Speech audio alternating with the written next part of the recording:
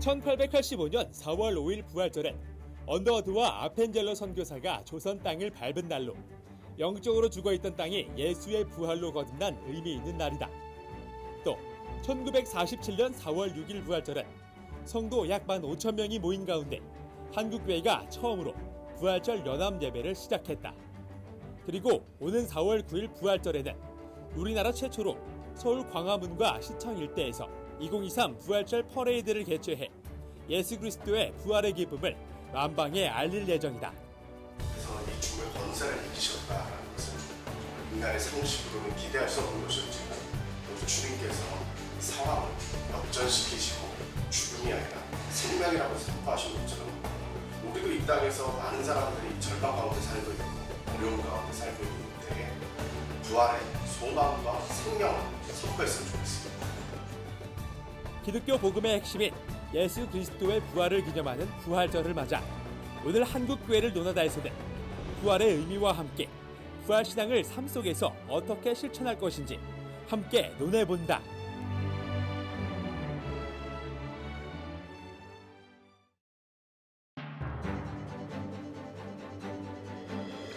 안녕하십니까. 한국교회를 노나다 진행을 맡은 박찬호 교수입니다.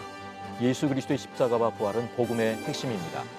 이를 기념하는 부활절 역시 기독교 절기 중 가장 큰 의미를 지니고 있는데요. 한국교회는 매년 부활절을 통해 부활의 의미를 되새기고 있습니다. 단지 부활절 하루만 기념하는 것이 아니라 부활의 첫 열매 되신 예수 그리스도를 바라보며 소망을 품고 부활의 영광에 참여하는 실천적 삶이 되고 있는지 우리의 부활 신앙을 점검하는 기회로 삼아야 할 것입니다. 그래서 오늘 한국교회를 노나다에서는 부활의 의미를 짚어보고 부활절을 의미 있게 보내는 방법은 무엇인지 함께 말씀 나눠보고자 합니다. 오늘 함께해 주신 출연자들을 소개하겠습니다. 예수뿐인 교회를 담임하고 계신 조동천 목사님 나오셨습니다. 네, 반갑습니다. 네, 반갑습니다. 네. 서울 은현교회 최은성 목사님 나오셨습니다. 네, 반갑습니다. 예, 반갑습니다. 예. 그리고 실천신학대학원 대학교 조성돈 교수님 나오셨습니다. 예, 반갑습니다. 내일 모레 4월 9일은 부활주일입니다. 그리스도의 부활은 나에게 어떤 의미가 있는지 또 우리에게 어떤 의미가 있는지 한 분씩 부활의 의미를 짚어주시면서 오늘의 이야기를 열어보면 좋겠습니다. 예, 조동천 목사님께서 이야기를 열어주시면 좋겠습니다. 저에게 부활의 의미, 마스터키 같습니다. 부활이 확실하다면 세상의 모든 문제가 다 또 닫혀진 모든 것들이 열려지는 놀라운 은혜가 있죠. 그래서 부활은 저에게 마스터키다 그렇게 말할 수 있습니다. 예, 아주 간략하게 부활은 마스터키다 정리해 주셨습니다. 예, 최은성 목사님께서도 네. 부활의 의미에 대해서 한번 저는 나눠주시죠. 베드로 사도가 믿음의 결국 곧 영혼의 구원이라고 말씀하신 것처럼 또 톰 라이트가 마침내 드러난 하나님 나라에서 우리 기독교와 그리스도의 궁극적인 희망이라고 이제 이야기했는데 역시 이 모든 게 부활을 통해서 다 이루어지는 것이니까 그래서 기독교는 원래 부활, 언제나 부활, 이 시대는 더욱더 부활 그렇게 생각합니다. 예. 마스터키라고 하는 말씀하고 좀 네. 일맥상통하는 그런 표현인 것 같기도 합니다. 예. 예, 조성동 교수님께서도 예, 나눠주시죠. 저는 이제 봉사 활동으로 이제 자살 예방 활동을 하고 있습니다. 항상 이게 죽음을 가까이 하고 이렇게 살고 있다 이렇게 할 수가 있는데 정말 부활이 간절합니다. 이게 끝이 아니라 정말 우리가 살아날 수 있다라는 그 죽음 부활의 소망이. 소식이 너무 큽니다. 올해는 특별히 이제 그 교회에서 요한복음을 필사하라 이렇게 해가지고 열심히 묵상을 하면서 하다가 정말 그 베드로의 삶을 보면서 많은 도전을 받았습니다. 그리고 그 증인들을 보면서 도마와 베드로 이렇게 요한복음에 나오는 사람들을 보면서 이게 리셋이라는 생각이 들었습니다. 정말 실패한 인생들인데 그 빈 무덤에 가서 정말 절망일 수밖에 없는 그 무덤에 가서 무덤이 빈 걸 본 그 제자들의 그 변화, 새롭게 되어지는 그 모습들을 보면서 이게 새롭게 시작할 수 있는 리셋의 기회다. 정말 부활이 힘이다. 이런 생각을 가져봤습니다. 예, 과학기술 시대를 맞이하면서 부활 신앙이 위기에 직면해 있다.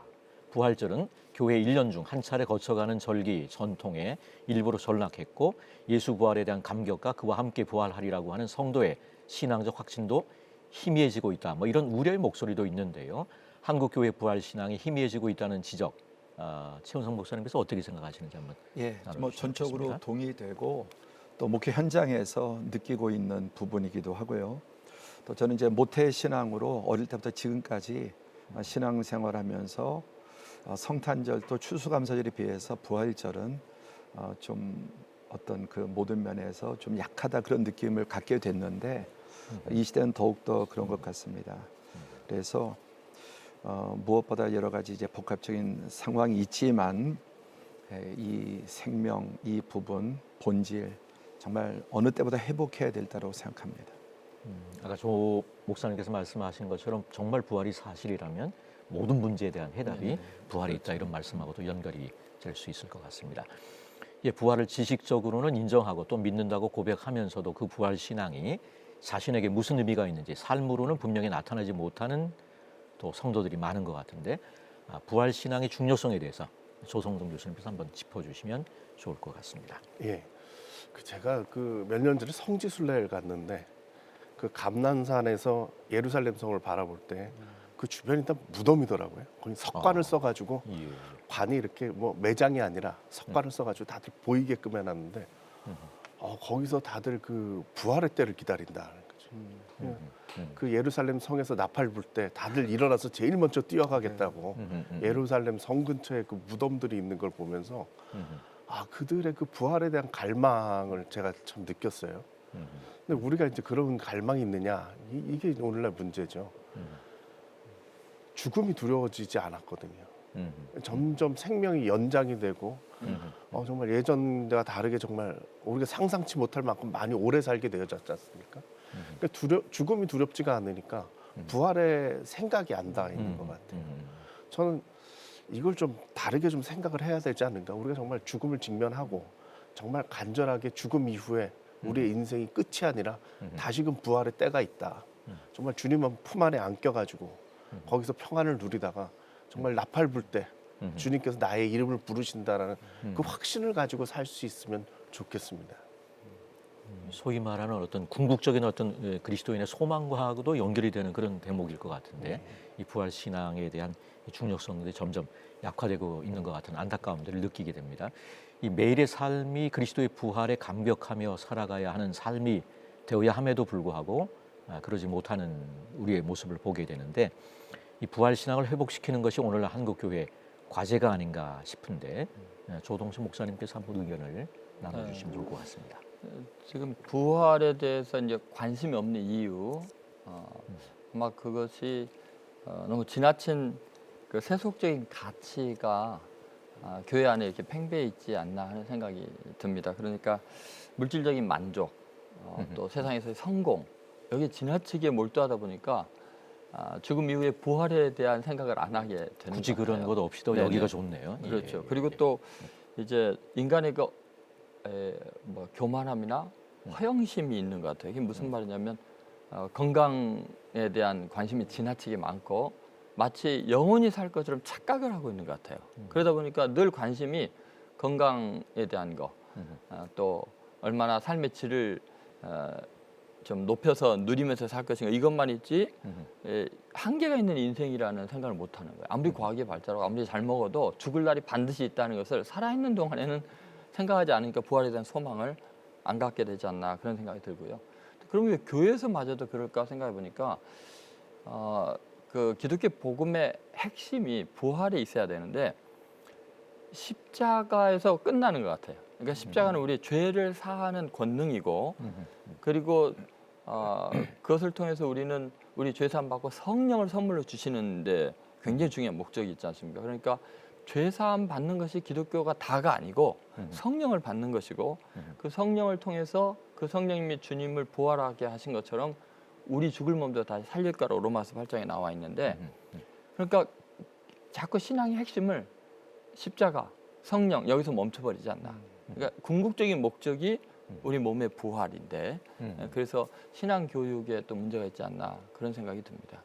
예, 뭐 마치 노이드 존스 목사님 그 말씀 중에 그런 말씀이 생각나는데요. 오늘 우리는 이 땅에 있습니다. 그러나 우리는 내일 이 땅에 없을 수 있는 존재입니다. 뭐 어디서 나오는지는 제가 잘 모르겠고 하여간 그 말씀을 좀 생각하는데 우리 인생의 끝이 있다 이걸 생각해야 되는데 그러지 못하는 네. 오늘 우리의 그래서 모습은 이제 아닌가. 이런 생각이 그 들고요. 인간 때문에 한계와 절망은 누구나 다 이제 결국 겪게 되거든요. 그래서 이제 부활이 굉장히 그 부활 신앙이 중요한 게 그 인간이 죽음으로 끝나는 게 아니고 그 이후에 영원한 생명이 있다는 그 굉장히 중요한 그 해답을 부활만이 줄 수 있거든요. 인류에게 줄 수 있는 소망이고 또 인간의 그 존재 자체의 완성이 부활에가 있는데 이 몸이 얼마나 건강해지느냐 여기에 있지 않다는 거. 부활의 몸, 영의 몸에 대한 소망을 심어줘야 될 필요가 있는 것 같습니다. 그래서 좀 현실 부조리에 대한 해답도 부활이 없으면 해답이 안 되거든요.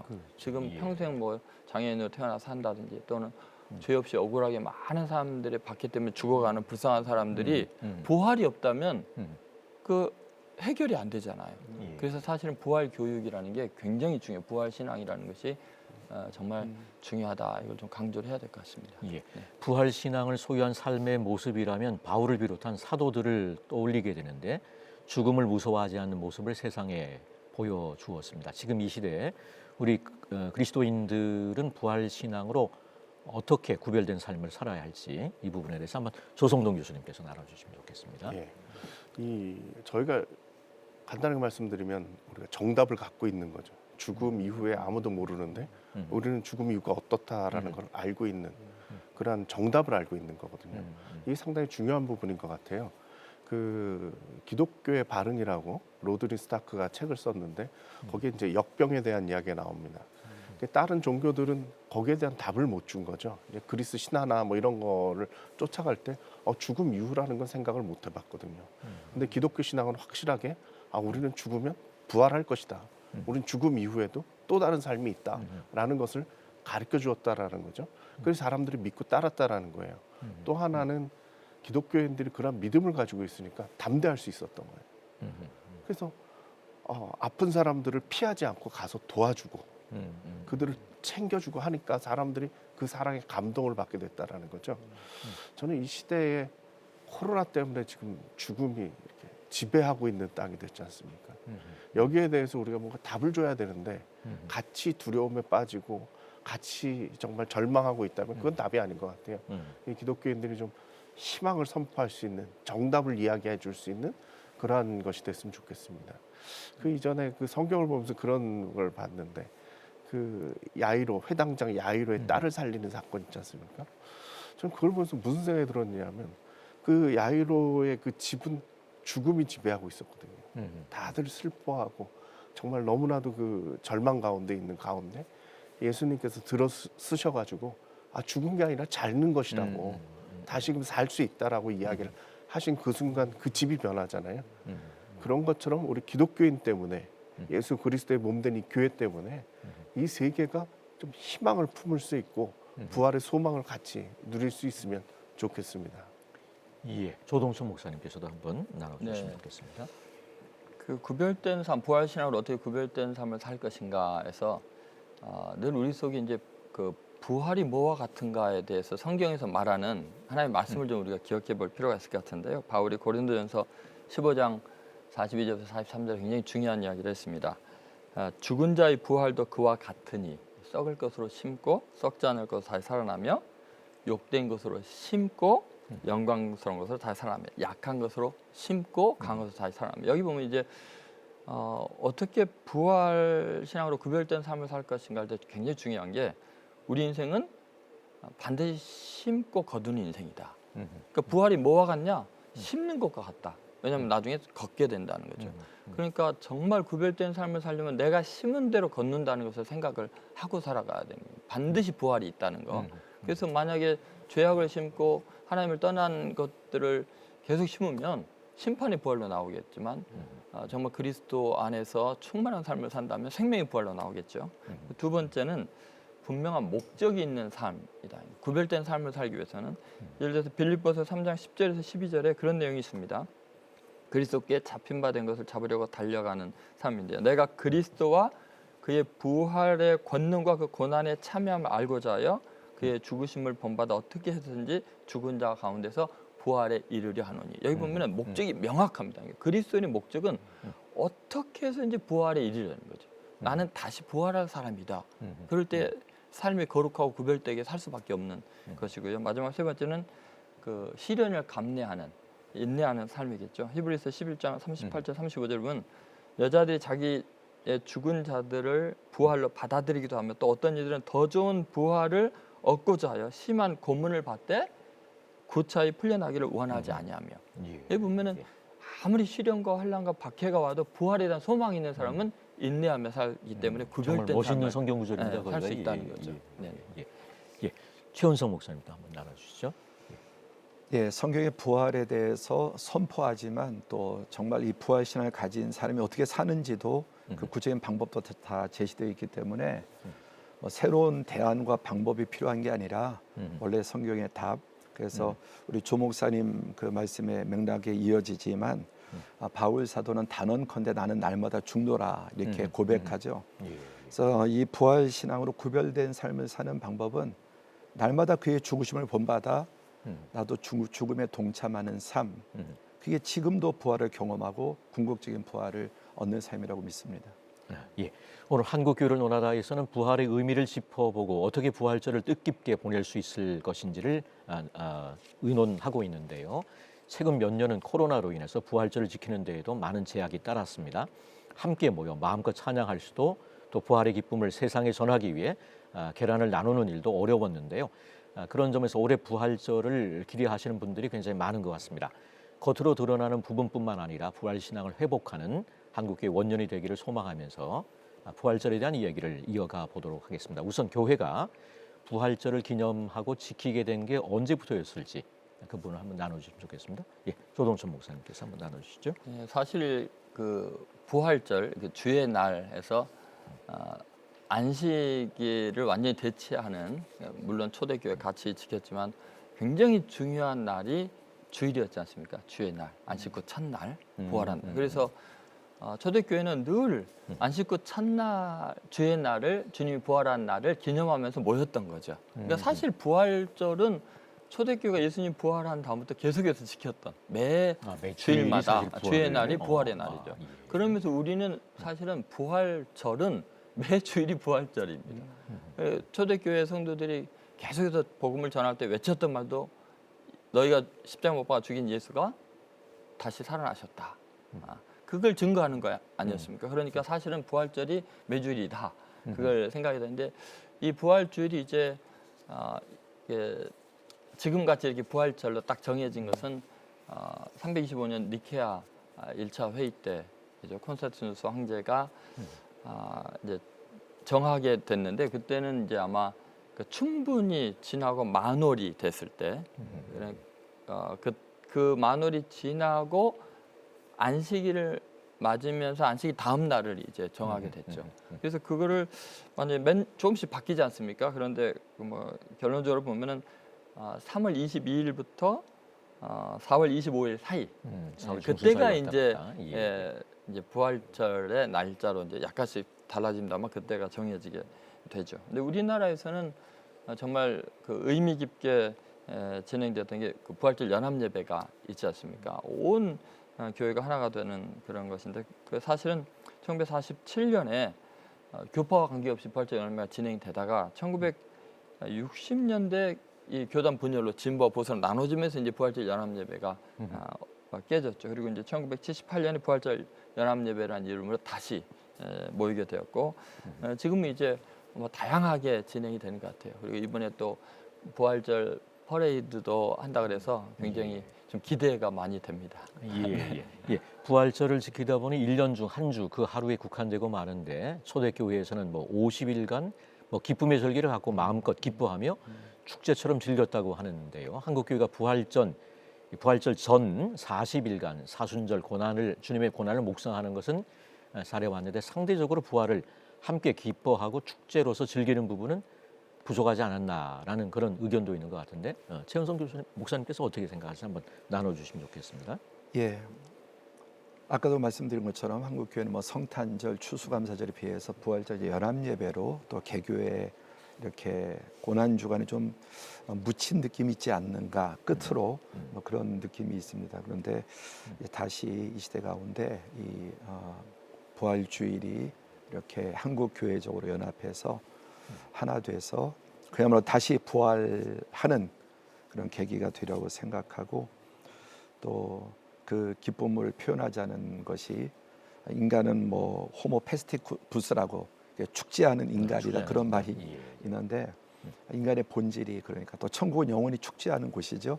그래서 이번 부활절 통해서 정말 인류 최고의 소망과 기쁨이 부활절이 정말 회복되고 또 활성화되고 사회와 함께 나아가는 계기가 되면 좋겠다 생각하며 기대합니다. 예. 존 스토트 목사님의 그 십자가라고 하는 책의 끝부분인지 제가 뭐 잘 기억은 안 나는데 경축하는 공동체 뭐 그런 네네. 표현이 있었던 것 같아요. 경축하는 페스티벌하고 연결되는 그런 표현이라고 생각됩니다만은 해외에는 부활절 축제들이 또 여럿 있는데요. 스페인의 세마나 산타, 호주의 로얄 이스터 쇼, 미국의 보닛 페스티벌은 부활절을 대표하는 세계적인 축제인데요. 기독교인이 아닌 사람들도 자연스럽게 함께 어울려 즐기는 그런 모습들이 인상적이라고 볼 수 있는데 조성동 교수님께서 한번 그 부분에 대해서 한번 나눠주시면 좋을 것 같습니다. 예. 이 부활절이 이게 봄의 축제로 우리가 여겨지죠. 그래서 유럽 같은 데는 그 사순절 기간을 아주 철저하게 지키다가 정말 오래 참고 그러다가 이 부활의 기쁨을 정말 만끽할 수 있는 그러한 기간으로 여기는 것 같아요. 그래서 그때 다들 축제를 보내고 특히 기독교 국가들 같은 경우는 다들 그때가 다 휴가철이지 않습니까? 예. 그래서 일주일 정도 정금요일부터 휴가를 시작해서 가지고. 뭐 학생들 2주간 휴가도 되고 이제 공휴일도 끼고 하면서 가장 즐거워하는 때인 것 같아요. 그래서 그때 이제 같이 축제도 즐기면서 전 사회가 다 함께 그 부활절을 축하할 수 있는 그러한 날로 여기고 있고요. 어떻게 보면은 그런 걸 통해 가지고 서로 간에 선물도 나누고 이러면서 이 기쁨을 나누고 이 부활절의 의미를 서로 간에 상기시킬 수 있는 좋은 기회를 만들고 있는 것 같습니다. 예, 그에 비해서 우리나라에는 아직 이렇다 할 뭐 기독교 대표 문화 축제가 없는 것이 현실인데요. 이번 부활절 우리나라 최초로 부활절 퍼레이드가 서울 광화문과 시청 광장 일대에서 개최된다고 합니다. 처음이니만큼 기대하는 마음도 크고 또 우려의 시선도 있을 텐데요.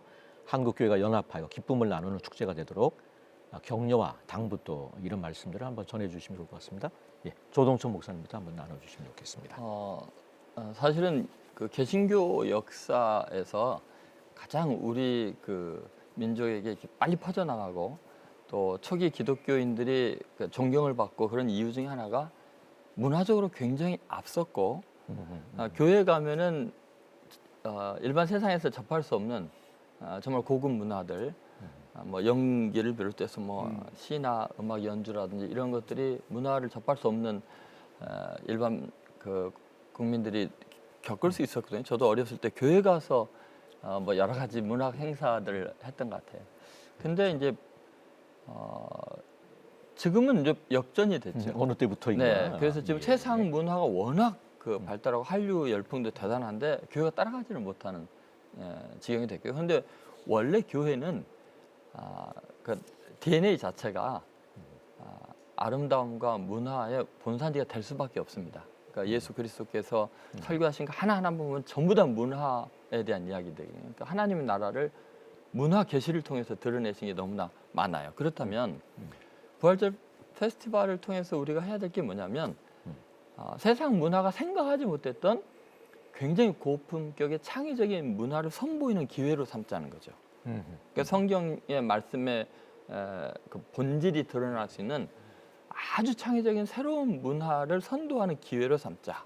이제 그런 마음을 가지고 해야 된다는 거죠. 왜냐하면 뭐 불교에서 뭐 4월 초파일 날 그 연등 행사 뭐 이런 거 하는데 그거 하니까 우리도 해야지라는 식이 아니고 정말 완전히 이 시대의 문화를 하류 문화에서 고급 문화로 그 정말 민족이 새로워질 수 있는 어떤 사상과 가치가 담겨 있는 성경적인 품격이 담겨 있는 그런 문화를 만들어가는 장으로. 그래서 부활절 퍼레이드에 가면 앞으로의 한국 문화의 흐름이 보여. 그러려면 이제 여기 동원되는 사람들이 우리나라 최고의 문화 전문가들이 동원이 돼야 됩니다. 크리스천들 중심으로 하면 더 좋겠고요. 그게 한 가지가 중요하고요. 퍼레이드뿐만 아니라 그 안에 그 뭐 시청에서부터 광화문까지 그 안에 굉장히 많은 부스를 만들어야 됩니다. 그래서 뭐를 해야 되냐면요. 거기에 가면 정말 많은 새로운 희망이 생긴다는 거죠. 예를 들어서 감동을 주는 기회를 창출해 줘야 되는데요. 제 생각에는 예를 들면 어떤 부서에는 의료 서비스에 그 최고의 의료진들, 크리스천 의료진들이 나와서 가난한 자들이 거기 오면은 진료권을 주는 거죠. 언제 찾아와서 예약해 줄 수 있는 특권을 주고 그런 거죠. 예를 들면 뭐 우리나라에 지금 그 의료 선교 단체들이 많잖아요. 누가 의사회라든지 비전 케어나 글로벌 이미지 케어라든지 전 세계에 나가서 지금 의료 활동하는 선교사님들 많이 있고 그때 다 오시라는 거예요. 다 여기에서 한국을 선교하자. 그래서 그런 부스를 만드는 거. 또 두 번째는 그 이제 기쁨의 50일이라는 게 뭐냐면 금한 게 두 가지가 있어요. 그게 뭐냐면 콘스탄티노플 거기서부터 계속해서 지금 강조했던 게 뭐냐면 절대로 그 부활절 이후에 50일 동안은 무릎 꿇으면 안 된다. 또 한 가지는 금식하면 안 된다는 거예요. 그건 기쁨의 50일이라는 것은 우리끼리 퍼레이드 우리끼리 축제하는 게 아니라 이 땅에 굶주린 사람들이 그 퍼레이드하는 그 50일 동안에는 또는 뭐 그 부활절 기간에는 굶주린 사람 없게 하자는 거죠. 그럼 부스를 하나 마련해 가지고 예를 들면 국제기아대책본부라든지 월드비전이라든지 이런 데서 부스를 다 만들어서 그때 정말 노숙자라든지 소년소녀 가장이라든지 이들이 언제든지 와서 식권을 받아서 최소한 그 7주간 동안에 그 좀 어디든지 식권을 주위에 있는 상권에 이용할 수 있는 식권들을 구매해서 주는 거. 그래서 일주일에 한 번이라도 제대로 먹게 해주는 거.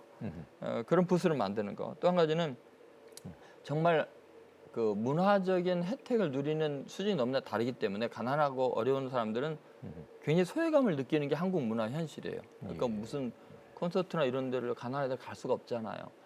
그러면 그런 이야기만 나오고 오페라 이야기만 나와도 한 번도 못 간 아이들은 기가 죽거든요. 근데 기쁨의 50일은 무릎을 꿇지 않는 날이잖아요. 그러면 그 아이들이 문화적인 혜택을 당연히 누릴 수 있도록 기독교 그 CEO들과 문화 선교 단체들이 좋은 공연 티켓들을 그때 동사무소랑 다 연결해서 그 부스에 오면은 그 아이들에게 당당하게 너도 문화를 누려라라는 것을 제공해주는 부스를 만드는 거. 그다음에 이제 파스카 옥타브라고 해서 8일간 그 예수님을 영접한 사람 부활절 이후에 이제 그 가르치는 기간이 기쁨의 50일날 있거든요. 근데 교리를 가르치는 겁니다. 그래서 기독교 모든 서적 출판사들이 와서 그걸 좀 해야 된다는 거죠. 그 책을 좀 가난하고 어려운 사람들에게 나눠주고 이제 그럴 필요가 있다. 그리고 이제 마지막으로는 가족, 유가족 아까 말씀하신 대로 자살 유가족도 그렇고 그 상담 부스를 만들어서 거기 오면 상처가 치유되고 위로받는다. 그래서 전체적으로 부활절 퍼레이드만 오면은 눈도 문화도 그렇지만 내 삶의 질이 너무 기쁨으로 충만해진다. 이걸 느끼게 해줄 때 이미지가 달라지지 않을까 그런 생각을. 이게 단순한 퍼레이드가 아니라 네. 어떤 나눔이 있고 풍성한 섬김이 있는 그런 퍼레이드가 되기를 바라는 마음이고요. 예, 조성돈 교수님께서도 한번 나눠주시면 좋겠습니다. 이 꽃피는 봄에 그런 행사가 갖는다는 건 상당히 의미가 있는 것 같고요. 그리고 또 서울 시내에서 또 그런 행사를 통해서 우리 기독교인들이 또 자부심을 갖는 뭐 이런 것도 좀 있을 것 같아요. 오늘 이제 조동준 목사님 말씀드리니까 저도 생각나는 게 제가 이렇게 전도를 하면 우리 또래 같은 경우는 옛날에 교회 다녀보셨죠? 그러면 다 다녀보셨다고 그래요. 적어도 뭐 크리스마스 때 가가지고 빵이라도 하나 얻어먹으신 분들 다 있고 부활절 때 계란 얻어먹은 얘기하면 다들 나도 얻어먹어본 적이 있다고 다 그러시거든요.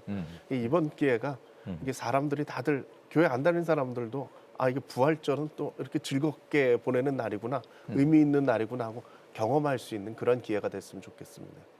예. 최은성 목사님께서도 부활절 퍼레이드와 관련해서 한번 예, 나눠주시겠습니다. 과거에 이제 부활절 하면은 계란 그리고 부활절 연합 예배 이렇게 지역적으로 근데 이제 그것마저 시들해져가는 이런 때 또 부활절 퍼레이드로 한국 교회 이 부활절의 문화가 부활한다는 생각이 들고 그리고 제안은 우리가 보여주고 싶은 것보다 세상이 보고 싶은 것, 우리가 보여주고 싶은 게 아니라 세상이 보고 싶은 것을 보여줘야 된다고 생각하는데 예를 들어서 나름의 어떤 접촉점일 텐데요. 예를 들어서 성탄절에는 상징이 구세군 자선 낭비와 브라스 밴드 이런 것처럼 이 부활절 통해서 우리가 주고 싶은 것보다는 그들이 보고 싶어하는 것들을 제공을 해야 된다고 생각하고 또 하나는 시대적으로 허접한 것을 못 견디는 시대이기 때문에 성도들도 전문성 없고 허접한 것은 오히려 자괴감을 자괴감을 줄 수 있고 부끄러움을 줄 수 있기 때문에 고도의 전문성이 필요하다고 생각합니다. 그래서 전문가들을 통해서 정말 이 세상이 정말 놀라고 또 새롭게 볼 수 있는 그런 요소들이 필요하고 생각하고요. 또 그렇게 되기 위해서는 어쨌든 교회가 관심을 가져야 되는데 저도 목회자지만 담임 목사님이 관심을 갖지 않으면 성도들이 관심 갖기 어렵거든요. 그래서 얼마나 우리 목회자들이 이 일에 관심을 가지고 또 연합하느냐가 결국은 성패, 그다음에 또 전문성화가 그리고 세상이 정말 원하는 것, 기독교 원하는 그것을 좀 보여주고 하나됨을 통해서 우리 목회자들이 무엇보다 앞장서는 게 중요하다는 생각이 듭니다. 예. 4월 9일 주일 오후 2시부터 4시까지 일부가 이제 퍼레이드가 펼쳐집니다. 2시부터 4시까지.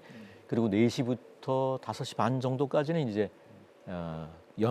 영락교회에서 부활절 연합 예배가 진행이 되고 그리고 5시 반부터 7시 반까지 기념 음악회가 2부 행사가 이어집니다. 그리고 이 퍼레이드 구간은 강화문 광장에서 서울 광장까지 1.7km 구간이라고 하는데 기독교인뿐 아니라 온 그 시민들도 함께하는 그런 축제 시간들이 되었으면 좋겠습니다. 예배와 퍼레이드 등을 통해 부활을 기념하고 마음껏 기뻐하는 것뿐 아니라 부활의 증인으로서 부활절을 의미 있게 보내는 방법에 대해서도 말씀을 나누고 싶은데요. 아까 말씀하셨습니다만 기독교 자살 예방센터 라이프호프에서 부활절 생명문화 캠페인을 진행해 오고 계신 것 같은데 어떤 내용인지 소개해 주시고 캠페인 참여를 비롯해 부활절을 의미 있게 보내는 방법에 대해서 한번 조성동 교수님 나눠주시면 좋을 것 같습니다. 예, 그 부활절이 가장 이제 생명을 생각할 수 있는 기회인 것 같아요. 우리 특히 기독교인들이 우리 이 기쁨이 있지 않습니까? 우리가 다시 살 수 있다는 기쁨, 이 생명이 주님께 있다라는 그런 기쁨이 있지 않습니까? 그래서 이 기간에 좀 생명에 대한 가치를 나누면 좋겠다 해서요. 라이프오프 기독교 자살예방센터에서 생명의 꽃을 피우라라는 타이틀을 가지고 이 기간을 좀 강조하고 있습니다. 그래서 관련돼서 무슨 동영상도 준비가 돼 있고 부활절 때 이런 이야기를 하실 수 있는 자료도 마련해서 라이프오프 홈페이지에 이렇게 올려놨습니다. 그래서 많이 활용을 해주셨으면 좋겠고 또 당부드리는 거는 이 기간에 이 헌금을 좀 생명 헌금으로 좀 드려주셨으면 좋겠다. 이 말씀드리고 있습니다. 그래서 저희가 자살 예방하면서 정말 생명 살리는 일에 좀 힘을 좀 보태주셨으면 좋겠다 하는 거고요.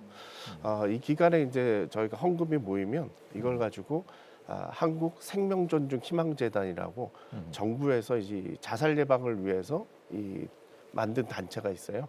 거기를 통해서 전국의 자살 유족들에게 그 공모를 통해 가지고 한 50명 정도에게 이 장학금이 아니라 정말 이 순간 한 번에 생활비를 드립니다. 그래서 대부분 그 가장이 돌아가시고 경제적으로 어려웠고 또 이 죽음을 경험하고 많이 힘들어하는 가정에 이 부활절 때 한 번에 기쁨을 누릴 수 있는 후원금을 드립니다. 그래서 이걸 통해서 전국에 있는 그 관련 단체들의 라이프오프 특히 이제 기독교에서 이러한 일들을 하고 있다라는 걸 알리면서 부활절의 의미를 함께 나누고 있습니다. 그래서 참 좋은 기회일 것 같습니다. 그래서 많이들 동참을 해주시면 감사하겠습니다. 부활절의 진정한 의미를 되새기며 부활절을 어떻게 보내면 좋을지 최현성 목사님께서도 한번 이어서 말씀 부탁드립니다. 간단하게 좀 나눠주시면 좋을 것 같습니다. 몇 년 전 부활에 대해서 묵상하면서 주신 말씀이 나는 이미 부활했고 살아있으니 너만 부활하면 된다. 교회만 부활하면 된다. 그런 말씀을 주신 이후에 계속 그 말씀을 묵상하고 있고 날마다 우리가 부활을 누리기 위해서는 날마다 죽는 삶이 필요하고 나는 부활을 날마다 죽노라. 부활을 말로만 전하면 공포탄 같지만 삶으로 그리스도의 자기 부인과 실천을 통해서 전하면 그게 정말 실탄과 같은 부활의 능력이 나타내라고 믿습니다. 공포타진이 되지 않고 실탄이 되기 위해서 말로만 날마다 부활을 말하지 말고 삶으로 부활을 증거해야죠. 의미 있는 부활절을 보내려면 어떻게 하는지 조동수 목사님께서 간단하게 의견을 나눠주시면 될 것 같습니다. 그 부활의 그 주님께서 부활하신 다음에 이제 행하신 일들을 보면은 그 아주 부활절의 핵심적인 의미들이 있을 것 같습니다. 예를 들면은 예수님께서 부활하실 때 이제 막달라 마리아에게 먼저 나타나시고 그다음에 이제 사도들에게 나타나고 막달라 마리아에게 가서 전하라고 하거든요. 부활의 가장 핵심적으로 의미 있게 만든 것은 정말 차별철폐인 것 같아요. 가장 천한 여자. 근데 제자들이 안 믿었거든요. 두 가지를 안 믿었는데 막달라 마리아에게 나타난 것, 예수님이 부활했다는 걸 안 믿었어요. 그래서 정말 부활을 믿는다면은 가장 천한 여인도 가장 존귀하게 쓰임 받을 수 있다는 걸 생각한다면 부활의 의미는 내가 세상에 천한 사람도 귀하게 여기는 거. 두 번째는 원수를 사랑하는 것이 부활의 굉장히 중요한 의미인 것 같습니다. 왜냐하면 그 바울이 부활한 예수님을 만나고 완전히 폐인이 됐지 않습니까? 근데 다메섹 도상에서 예수님 만나고 완전히 시력 잃고 폐인이 됐는데 그가 위대한 사도로 거듭나는 것이 바로 놀랍게 아나니아가 다메섹에서 아나니아가 그 원수인 사울을 보자마자 끌어안으면서 형제 사울아 그랬거든요. 그럴 때 천상에 부활한 예수가 지상에서 현실적으로 느껴지고 즉시 일어나서 복음을 전하거든요. 그래서 우리가 부활을 의미 있게 보내려면은 내 원수를 한번 좀 찾아가는 훈련이 부활에 주님이 부활했기 때문에 당신을 사랑합니다. 내 형제여라고 고백하는 뭐 그런 운동을 해야 될 것 같고요. 세 번째는 죄사함의 복음을 전하는 거예요. 예수님께서 부활하신 다음에 나의 하나님 곧 너희 하나님 그런 식으로 예수님과 우리의 그 존재가 부활로 말미암아 굉장히 그 질적으로 같아지는 것에 대한 이야기를 하시면서 너희가 누구의 죄를 사하든지 사함을 받을 거다. 너희가 죄를 그대로 두면 그대로 있을 거라 그러거든요. 부활한 주님이 우리에게 부활을 의미 있게 보내는 거 뭐냐면 죄 사함을 선포하는 겁니다. 만나는 사람마다 죄 사할 때 예수의 부활을 증거하는 것이 되지 않을까, 의미 있게 보내는 것이 되지 않을까 그렇게 생각합니다. 예, 나 혼자만 부활을 기뻐하는 것이 아니라 부활의 기쁨을 세상 사람들에게 전해야 할 책임이 이제 우리에게 있는데 코로나 이후에 한국 교회 상황이 여러모로 더욱 어려워졌습니다. 사회적 신뢰를 회복하는 일이 시급한데요. 한국 교회가 부활의 증인으로서 사회를 향해 목소리를 높이려면 어떻게 해야 될 것인가? 한국 교회 과제를 한번 나눠주시면 좋을 것 같은데 조성동 교수님 한번 나눠주시면 좋을 것 같습니다. 예. 정말 우리가 생명의 메시지를 전했으면 좋겠습니다. 지난 코로나 기간 동안 우리가 죽음의 공포, 이 병의 공포 이런 데 많이 눌려 있었는데 우리가 그게 아니라 소망을 줄 수 있고 생명의 확실함을 줄 수 있다라고 그런 메시지를 전해줬으면 좋겠고 또 기독교인들의 삶이 오늘 여기서 끝나는 삶이 아니라 영원으로 이어지는 삶이라는 것을 확실하게 좀 보여줄 수 있는 그러한 기회가 되면 좋겠습니다. 예, 조동천 목사님께서도 한번 나눠주시면 좋을 것 같습니다. 네, 그 부활의 지금 우리가 세상을 향해서 외칠 수 있는 지금 현 상황에서는 외칠 수 있는 것이 많지가 않은 것 같습니다. 왜냐하면 너무 지금 지탄을 많이 받고 있기 때문에 그런데요. 그래서 사실은 이제 사회를 향해서 외치기 전에 해야 될 것이 뭘까? 우리 자신에 대한 이제 자성이 굉장히 정말 부활하신 주님을 믿는다면 어떻게 교회가 이럴 수가 있는가라는 측면에서 돌아봐야 되는데요. 예를 들면 어떤 재벌집에 갑자기 그 아버지가 돌아가시면 자식들이 재산 싸움을 하지 않습니까? 돌아가셨기 때문에 하는데 근데 나중에 보니까 갑자기 소생하셨어. 그러면은 그 싸움이 중단이 될 거 아닙니까? 정말 아버지가 살아있다면 그리고 다시 다스린다면 그 재산 모든 걸 관할하는 분이라면 근데 한국 교회가 예수의 부활을 확실히 믿는다면 그동안 너무 불필요한 싸움들을 하고 있고 갈등을 느끼고 있는데 정말 부활한 주님을 믿는다면 우리가 서로 사랑하고 용서하고 모든 것이 정말 부활에 대한 소망으로 다시 화합이 되면은 자동적으로 세상이 우리가 서로 사랑할 때 너희가 내 제자인 줄 알리라 한 것처럼 세상을 향해서 정말 할 말이 있지 않을까. 먼저 당분간 몇 년은 부활절에 우리가 서로 화해하고 용서하고 회개하는 시간을 가져야 되지 않나 그런 생각을 하게 됩니다. 예, 특히 다음 세대의 부활 신앙을 어떻게 전수할 것인가에 대한 고민을 우리가 하게 되는데요. 서울 은현교회에서는 다음 세대 신앙 전수를 위해서 절기 때마다 이 3대가 함께 모여서 예배한다고 들었는데 그 반응이 궁금하고요. 다음 세대 부활 신앙 전수에 대해서 최원석 목사님께서 한번 의견을 나눠주시면 좋을 것 같습니다. 예, 저희 교회는 이제 부서별로 예배를 드리지만 절기 때는 항상 뭐 부활절, 고난주간, 성탄절, 추수감사절, 부흥회 절기 때는 3대가 연합으로 예배를 드리는데 교회 학교의 부교육자들 그 불만이 자꾸만 어른들 행사에 아이들을 동원한다 이런 불만들이 있습니다. 그게 아니라 너희들을 위해서 우리가 동원된다. 그리고 실제 주도하도록 모든 그 예배 프로그램 또 모든 그 순서들을 다음 세대가 주도하고 할아버지, 할머니, 아빠, 엄마가 보조하도록. 이번에도 고난주간 특별 새벽기도 했는데 저는 신앙생활 처음으로 고난주간 먹으면서 아이들과 함께 특별 새벽기를 하다 보니까 아이들은 배고프면 안 되잖아요. 그럼 이제 그래서 새벽마다 주일학교 아이들까지 다 예, 새벽 같이, 예배예요? 그래서 새벽마다 처음으로 풍성하게 먹으면서 했는데 너무 좋았고 뭐 대표 기도도 할아버지가 손주가 시작해서 아빠가 중간, 그다음에 할아버지가 마무리, 또 성경 봉독, 특송 3대 모든 것이 3대로 같이 하면서 얻을 수 있는 실천적으로 느낄 수 있는 그런 체험적인 신앙 전수가 이렇게 참 중요하다고 생각합니다. 예, 특별히 고난 주간이 목사님들께는 고난 주간인데 예, 풍성하게 예. 드시면서 네네. 고난 주간을 보내시고 계시네요. 예, 한국 교회를 논하다 오늘은 부활절을 앞두고 부활의 의미를 짚어보고 어떻게 의미 있는 부활절을 보낼 수 있을지 말씀 나눠보았습니다. 부활절뿐 아니라 매주일이 부활에 대한 신앙 고백과 감사와 찬양의 날이 되고 매일의 삶이 그리스도의 부활에 감격하며 살아가는 삶이 되기를 간절히 소망하면서 오늘 순서 여기서 마칩니다. 함께해 주신 여러분 고맙습니다.